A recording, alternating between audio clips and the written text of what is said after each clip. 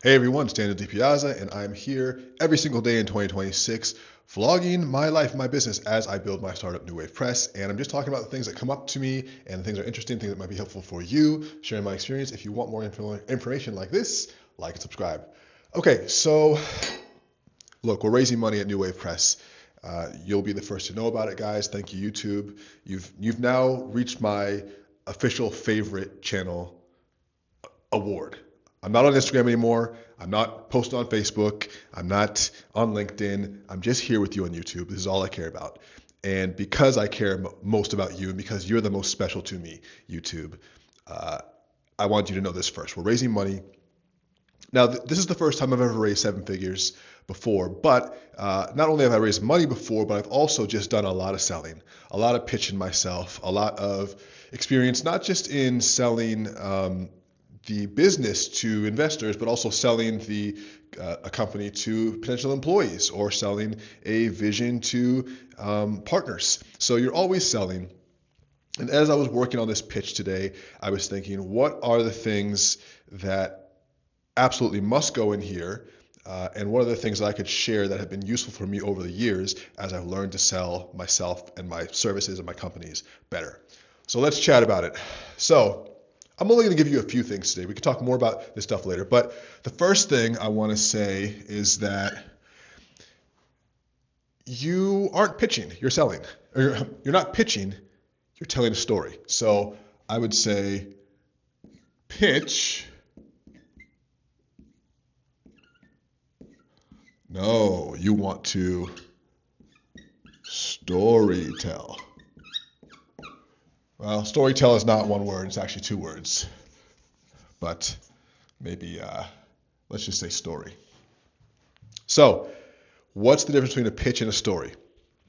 A pitch is, here's who I am, here's what my company is about, here's why my company's so good, here's how much money we're going to make, here's why you should invest. That's a pitch. And there is a time to pitch.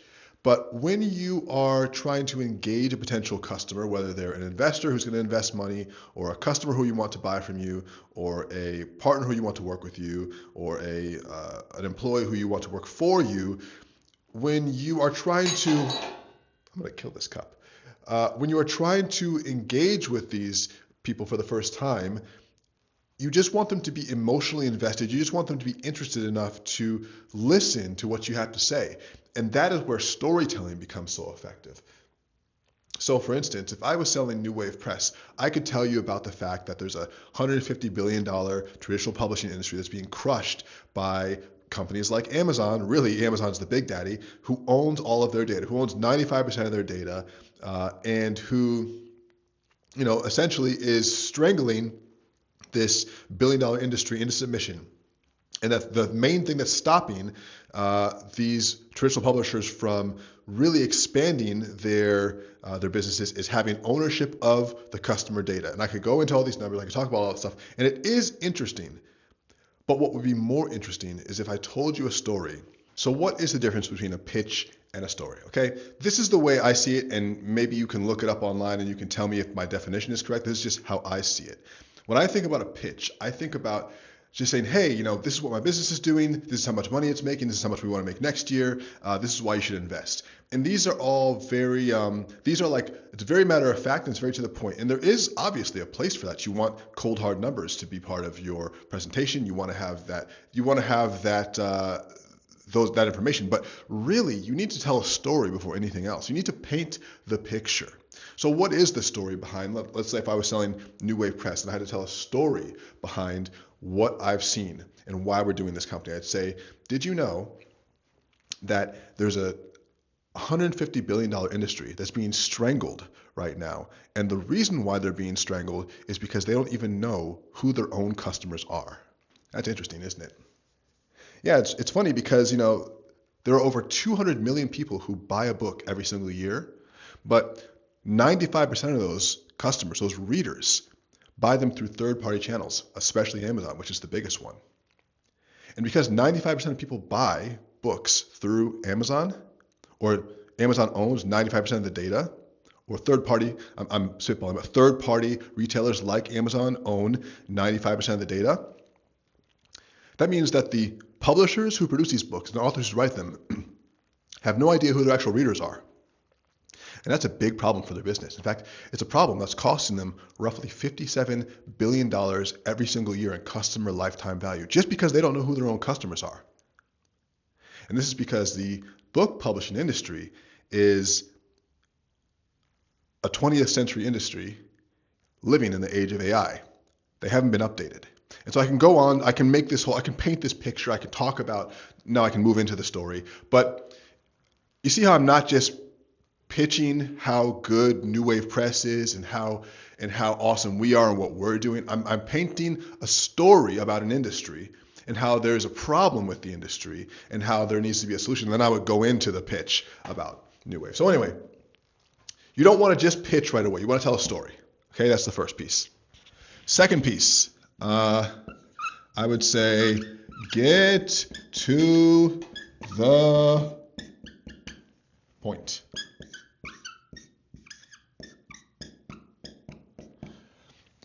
This is pretty self-explanatory. I am very guilty of being long-winded. I'm probably doing it right now, but I would say that one of the most important things you can do is just write all of your thoughts out. Don't worry about editing yourself first. And then after you've written the whole pitch out, then edit the crap out of it and cut it into 30 to 40% of what you think you need. It's very tempting to write a lot of slides if you're doing, especially a deck for investors, which we're doing a deck right now. We're making a deck. Obviously, if I wanted to include all the information that's relevant, it would be a 70-page deck or a 70-slide deck. I'm not going to do that, though. We have a 30-minute call with our lead that we want to become the anchor investor. And so I'm not going to take up any more than 5 minutes on the deck, moving through the information, just because I want most of it to be question and answer. I think people go too long. I think 10 or 15 minutes even is too long. I think 5 to 7 minutes on the deck with the information, high level. Have minimal text on the slide, but then you can have a script if you want. If you want to have some bullet points that you're reading off of, that's fine, but then the slides itself should be pretty minimal. I wouldn't worry about hardcore design. I would say keep it simple, black and white. That a design is not what's going to push the investor over the edge, okay? So get to the point, keep it short. And what's the third point?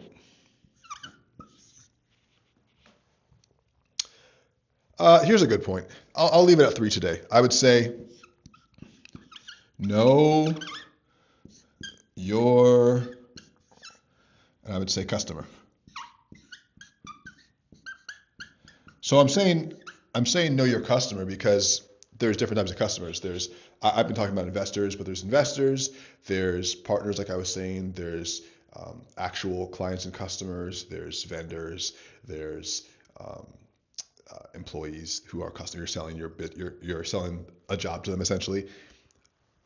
Know who it is you're selling to. Know who it is you're pitching, who you're storytelling to, because that's going to affect your pitch. So you might be pitching New Wave Press. You might be pitching New Wave Press. I might be pitching New Wave Press. You'll be pitching your business, and the same business that you would pitch to a client, a direct customer of yours, the same way you pitch the business to them is not the same way you pitch it to a potential affiliate or JV partner, or who's not the same. Which is not the same way as you pitch it to a potential investor. And the way you would know that is by what that particular party's interests are. What are their needs? What are what makes it a win for them? How does it fit into their life? What are the words that they use to describe themselves, and et cetera, et cetera. So you're going to need more than one pitch deck, depending on who you're selling to. And so you need to be aware of who you're talking to and what's important to them going in, because you might have the right product or company for them, but if they don't hear it in the right way, they won't know that you have the value that they're looking for, because it's not about do you have a good product or a good company. It's can you communicate that, and can you get them excited and interested in, and know that it's for them, which is basically, it's kind of like business 101, avatar, ideal customer profile. But when we're in this situation where we're really selling and it's like a high stakes environment, or it's not a traditional sale, it's like you selling your company to investors or to employees or partners. It's a little bit different than selling direct to consumer. You might forget that you have to change how you're pitching. Every different type of entrepreneur or type of customer will require a different pitch. So anyway, that's it. Make sure you tell a story, get them interested, get to the point, and know your customer. That's it. Again, God, I didn't want to film this today. I promised myself every day 365 in 2026, you were going to shoot a video. And right now I'm only a few videos ahead, but I'm doing it. I'm not stopping. I'm doing it for you, YouTube, my favorite platform. My chemistry teacher in high school, Dr. Patel, said, if you love chemistry, chemistry will love you back. And I think the same is true about YouTube. I failed chemistry though. So anyway, much love.